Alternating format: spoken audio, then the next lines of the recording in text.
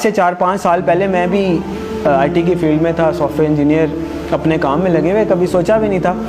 لیکن کچھ ایسا اتفاق ہوا کہ تھوڑا سا اسٹڈی کرنے کا موقع ملا، تھوڑی سی آنکھیں کھلیں. تو ہم تو نارمل لائف میں چل رہے تھے، پھر ہمیں ریئلائز ہوا کہ ہم کدھر چل رہے ہیں. جب قرآن و حدیث کو اسٹڈی کرنے کی کوشش کی تو پتہ چلا کہ ایک بھی نشانی قیامت کی، ایک بھی نشانی جو بتائی گئی ہے علامات صغریٰ وہ باقی نہیں ہے، ساری کی ساری ہو چکی ہیں. اگر کسی کو کسی اسپیسیفک نشانی کے بارے میں کوشچن ہے تو مجھے بھی بتائیں. اول تو مطلب جو میں نے اسٹڈی کیا ہے مجھے تو تقریباً سب بھی ملی ہیں. تو ایک دن ایک صاحب کہنے لگے آپ تو کہہ رہے ہیں ساری ہو گئی ہیں، پیلے جھنڈے نہیں کہیں سے نکلے. تو میں نے کہا پیلے جھنڈے تو وہ رابعہ ابھی نکلے تھے مصر میں، جب صدر مرسی کی حکومت انہوں نے گرائی تھی تو وہاں پہ پیلے جھنڈے رابعہ کا نشان انہوں نے بنایا تھا اور بڑی احتجاج کی تھی، وہاں سے پیلے جھنڈے نکلے تھے. پھر ایک اور صاحب کہنے لگے کہ دخان نہیں آئی جی، دھواں ہوگا جو زمین کو اپنی لپیٹ میں لے لے گا. میں نے بتایا کہ دخان تو اللہ واللہ عالم، ہم عقل کل نہیں ہیں، لیکن دیکھیں ہم نے تو وہ دیکھنا ہے کہ جو ہماری سمجھ میں بات آتی ہے. آج سے 7-8 سال پہلے ہم بھی اسی پنجاب میں رہتے ہیں، اسی دنیا میں رہتے ہیں. دھند ضرور ہوتی تھی، دھواں بھی ہوتا تھا، دھواں اسموگ نہیں ہوتا تھا کہ وہ پورے لپیٹ میں لے لیتا ہے. دھواں تو ایسے ہوتا ہے نا دور سے نظر آئے. دخان ایسا ہے کہ یخشى الناس، قرآن میں اللہ نے فرمایا یوم تأتی السماء بدخان مبین یخشى الناس ھذا عذاب علیم. وہ بھی پورا ہو گیا. پھر کیا رہ گیا؟ پھر انہوں نے کہا عربوں میں شرک آ جائے گا، وہ تو نہیں آیا. تو میں نے کہا میں بھی سوچتا تھا نہیں آیا، بلکہ جب میں یہ حدیث پڑھ رہا تھا تو میرے ذہن میں یہ تھا کہ پتہ نہیں عربوں میں شرک پتہ نہیں کب آئے گا. سب سے زیادہ قرآن حدیث وہاں پڑھا جاتا ہے، حرمین شریفین وہاں پہ ہیں، عبادات وہاں پہ ہوتی ہیں، مساجد رمضان میں وہاں بھری ہوئی ہوتی ہیں. تو پتہ نہیں کب ہوگا. اتفاق کی بات ہے کہ میرا نہیں خیال کہ ہفتہ گزرا ہوگا یا کچھ، تو وہ خبر آئی کہ وہ انہوں نے یو اے ای میں مندر بنایا ہے اتنا بڑا اور باقاعدہ نعوذ باللہ اس کی پوجا کر کے انہوں نے اس کی افتتاح کیا. عجیب لگا کہ اتنی جلدی کہ جب آپ حدیث پڑھتے ہیں تو آپ کو لگتا ہے کہ عربوں میں شرک لوٹ آئے گا. پتہ نہیں، یہ تو بہت ہی مشکل بات لگتی ہے. اور ہم نے مطلب ایک ہوتا ہے سالوں گزر جائیں پھر بھی بات ہے، وہ ادھر پڑا ادھر وہ بات ہوگی. تو ایک بھی نشانی مجھے نہیں ملی. اگر کسی صاحب کو ملی ہے تو مجھے بھی بتائیں. اس کا مطلب ہے علامات صغریٰ ساری پوری ہو گئی ہیں. اب علامات کبریٰ کا وقت ہے. پہلی علامات کبریٰ میں سے پہلی کیا ہے؟ امام المہدی کا ظہور پہلی علامات کبریٰ میں سے پہلی بڑی نشانی ہے. دوسری ہے دجال کا ظہور. تیسری ہے حضرت عیسیٰ علیہ السلام کا حضرت عیسیٰ علیہ السلام کا آسمان سے آنا واپس. چوتھی ہے یاجوج ماجوج. 4 یہ نشانیاں ہیں قیامت کی علامات کبریٰ. پھر 2 اور نشانیاں ہیں، سورج کا مغرب سے نکلنا اور دعوت الارض کا نکلنا.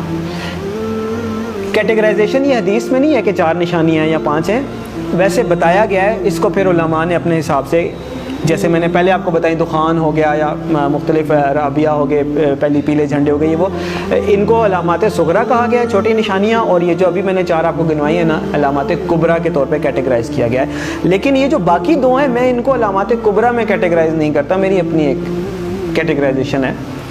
کیوں؟ اس لیے کہ آپ صلی اللہ علیہ وسلم نے فرمایا کہ جب دعوت الارض نکل آئے یا سورج مغرب سے نکل آئے پھر کسی کی توبہ قبول نہیں ہے.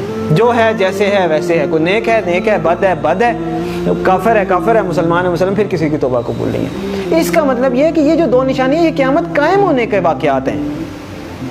وہ تو ایک قسم کی قائم ہو گئی نا قیامت. تو جو نشانی تو وہ ہے کہ آپ الرٹ ہے، نشانی ہے بھائی آنے والی ہے، تیار ہو جائیں. تو جب آ گئی تو پھر تو نہ توبہ ہے نہ کچھ ہے، پھر تو نشانی نہ ہوئی، پھر تو ہو ہی گئی. جب توبہ ہی نہیں قبول، اس کے بعد آپ کوئی چینج ہی نہیں، ایکسیپٹنس. تو اس لیے 4 نشانیاں قیامت قائم ہونے کی ہیں. اس وقت تک پھر بھی چانس ہوگا، ایون دجال کے آنے کے بعد بھی چانس ہوگا اگر کوئی توبہ کرتا ہے، اللہ توفیق دیتا ہے. حضرت عیسیٰ علیہ السلام دنیا میں آتے ہیں، چانس ہے. یاجوج ماجوج آتے ہیں، چانس ہے. لیکن اس کے بعد دعوت الارض نکل آیا یا سورج مغرب سے نکل آیا پھر ختم. تو علامات صغریٰ ساری پوری ہو گئی، علامات کبریٰ کا وقت. اور علامات کبریٰ میں سب سے پہلے امام المہدی کا ظہور ہے. اور میرے بھائیوں، میرے پاس مطلب وہ اذان دینے والی بات ہے کہ وہ مؤذن اذان دیتا ہے نا، وہ کبھی کئی 1-2 بندے آتے ہیں، کبھی کوئی بھی نہیں آتا. میرے بس میں نہیں ہے کہ میں چیخ کے بولوں کدھر سو رہے ہو، کدھر جا رہے ہو، اور نکل آؤ روٹی کپڑا مکان سے. اور میری جاب، میری گاڑی، میرا بچہ، میرا پلاٹ نہیں. اور پتہ نہیں قیامت میں نے آپ لوگوں کو حدیث سنائی ہے، آنکھیں کھولیں.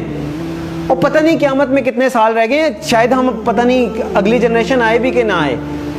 اور بعض لوگ کہتے ہیں پتہ نہیں پاگل ہے، سب کو ایسے لگتا تھا قیامت آنے والی ہے. نہیں، حدیث میں آپ صلی اللہ علیہ وسلم نے فرمایا کہ میں اللہ سے امید کرتا ہوں کہ میری امت کو آدھے دن کا وقت تو دے ہی دے گا اللہ تعالیٰ.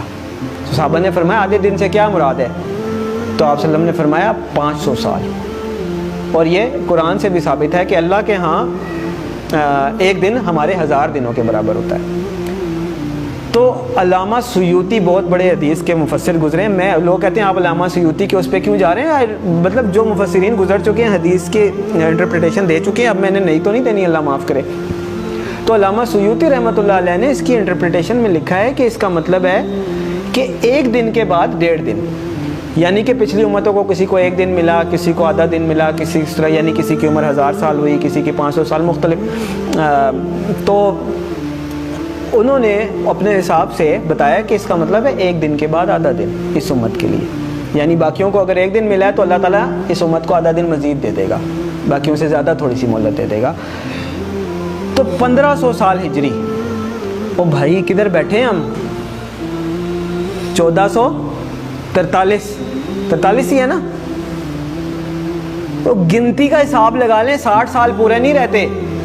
میں نہیں کہہ رہا. تو اس کا مطلب یہ ہے کہ تھوڑا سا، میں یہ نہیں کہہ رہا کہ 60 سال میں ہی آ جائے گی. یعنی اللہ تعالیٰ نے اگر آدھے دن کی مہلت دینی ہے، اللہ کی مرضی، تھوڑا بہت آگے پیچھے بھی ہو سکتا ہے. لیکن سمجھنے کی بات ہے کہ ہم بالکل ایج پہ کھڑے ہیں، گرنے لگے نیچے، اور دیکھ پیچھے جا رہے ہیں، دیکھ پیچھے جا رہے ہیں. وہ کہتے ہیں نا کہ سامان 100 برس کا پل کی خبر.